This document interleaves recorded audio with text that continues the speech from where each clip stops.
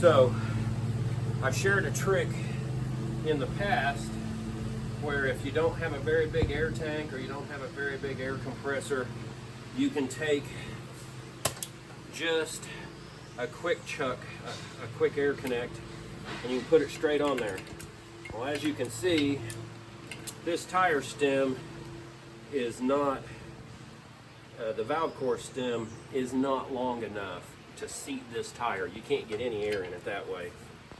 You also cannot do it this way without the valve core in, and you want the valve core out to get enough air in quickly enough to get this thing to seat. So here is another trick you can do. If you've got a blowgun, any kind of blowgun, especially if it has a rubber tip, put that on there, use it.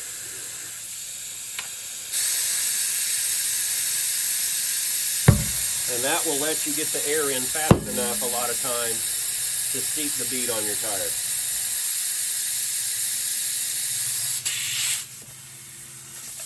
Then you just put your valve core in, which I dropped on the ground, and go ahead and fill it up with air normally.